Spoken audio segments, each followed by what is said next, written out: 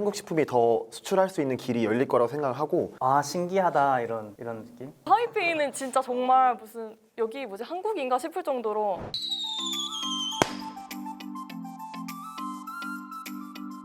니하오, 저는 아플로 대만 4기 박다혜입니다.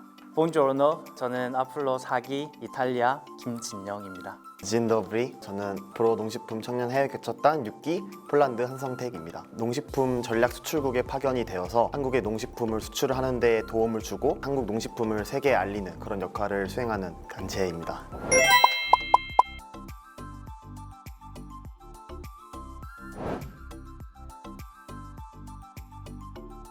세모가 있었으면 세모를 들었을 것 같은데 폴란드 자체가 외국 문화에 대한 수용력은 굉장히 높아요. 지리적으로도 그렇고 역사적으로도 그렇고 타 식문화 같은 것들 되게 잘 받아들이고 동남아시아 음식, 아시아 음식에 대해서도 굉장히 수용력이 높고 관심도가 정말 높이 올라가고 있는 것은 사실이지만 한국 음식 자체가 폴란드 시장에 들어간 지가 얼마 안 돼가지고 인지도가 굉장히 낮은 거는 사실 현실이고 현지 소비자들이 주로 방문하는 그런 뭐 마트라든지 할인마트라든지 그런 곳에 얼마나 한국 음식이 있느냐 이거를 봐야 된다고 저는 생각을 하는데 그런 마트에서 한국 음식을 찾기가 굉장히 어려워요. 그래서 아직은 좀 시기상조지만 가능성은 높다 이런 생각에서 저는 이렇게 가운데로 들었습니다. 역사적으로 그냥 지리적으로 그래서 그런지 일본, 중국 그리고 한식까지 되게 많이 찾아볼 수 있거든요. 근처에 한식 식당이 되게 많아요. 보통 김치로 저는 약간 판가름을 하거든요. 여기가 진짜 제대로 된 한식 식당인지 아닌지.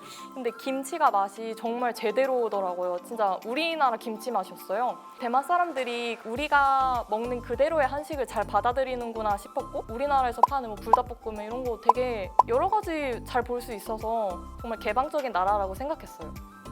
저는 정반대예요.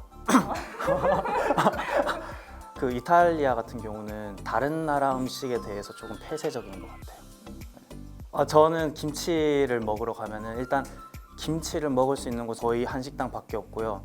현지 유통 매장에서 한국 음식을 볼 수 있었던 적은 제 기억에 한 번밖에 없어요. 그것도 라면, 한국 라면밖에 없었고요. 한류 영향을 정말 많이 받아요. 그냥 개방적인 나라 문화뿐만 아니라 젊은 층이 한식 문화나 패션 뷰티 그런 데까지 문화의 영향을 많이 받기 때문에 사람들이 색다른 맛이나 이런 거에 두려워하지 않고 도전할 수 있어서 더 영향을 많이 받게 되는 게 아닌가 싶습니다. 한국 프랜차이즈가 정말 대만에 많아요. 특히 그 젊은 층이 한식에 대해서 되게 개방적인데 타이페이는 진짜 정말 무슨 여기 뭐지 한국인가 싶을 정도로 정말 인기가 많았어. 한국에서 온 프랜차이즈라 하면은 일단은 좀 관심을 갖는 것도 사실인 것 같고 호기심 자체가 많으니까 이제 저는 한류가 크게 세 가지가 있다고 생각하는데 K-팝이랑 K-뷰티랑 그리고 K-푸드가 있는데 일단 한국 식품점이 굉장히 지금 많이 늘어나고 있어요. 지금 식당 같은 경우에도 최근에 한 바르샤바에 한 30개? 근데 이게 진짜 엄청 많은 거거든요, 식당이. 한인이 별로 안 사는데도 불구하고 현지인들이 어느 정도 한국 음식에 수요가 있기 때문에 그런 한국 식료품점이라든지 한국 음식점 굉장히 많이 늘어나고 있는데 아직까지는 대중적으로 K푸드가 유명하냐 유명하지 않느냐 이렇게 여쭤보신다면은 사실 안 유명하다고 하는 게 맞을 것 같아서 X를 들긴 했는데 앞으로는 그런 한국 음식이 발전 가능성이 굉장히 있지 않나 이런 생각을 하고 있습니다. 이탈리아 같은 경우는 전체적으로 보면은 한류가 그렇게 크지가 않아요. 그전과 비교해서는 저는 O일 것 같아요. 아시아 문화를 수용하는 분위기고 한국 문화도 수용하는 걸 느낄 수 있었던 게 한식당 운영하시는 분의 인터뷰를 한 적이 있거든요. 자기가 운영하는 식당이 10년이 넘었는데 최근 들어서 굉장히 손님이 늘었다고 해요. 맛있다고는 하는데 아 신기하다 이런 느낌? 참신하다. 약간 이국적인.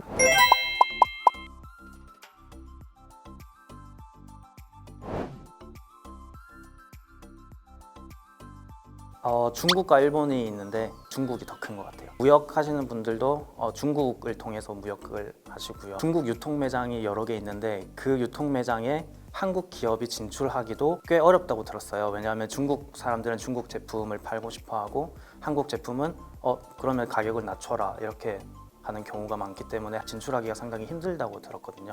그래서 중국 업체들을 상당히 주의해야 될 것 같습니다. 대만은 일본을 가장 주의해야 할 나라로 꼽았는데요. 일본 같은 경우는 수출하는 품목도 상당수 겹치고 그리고 가격대도 비슷비슷하고 차별화된 인지도가 필요해서 일단 꼽았고요. 비슷한 것 같아요. 지금 얘기 들어보니까 사실 겹치는 부분이 되게 많은데 폴란드에서 한국 이제 농식품의 주요 경쟁자는 뭐 일본, 중국, 베트남, 태국 이렇게까지 있을 수 있는데 가장 이제 중요한 경쟁자는 아무래도 일본이라고 저도 생각을 하는데 가격 수준도 되게 겹치고 품목도 많이 겹치고 그런 이미지 같은 것도 되게 겹치기 때문에 근데 일본이랑 한국 같은 경우에는 좀 프리미엄 이렇게 들어가는 경우가 되게 많은데 폴란드 사람들이 되게 한국 음식하고 일본 음식하고 차이점을 잘 몰라요. 일본 음식 매대에 한국 음식이 들어가 있고 그들을 경쟁 제품에 대해서 분석을 해가지고 차별화될 수 있는 포인트를 잡아내는 게 중요하지 않을까 생각을 했습니다.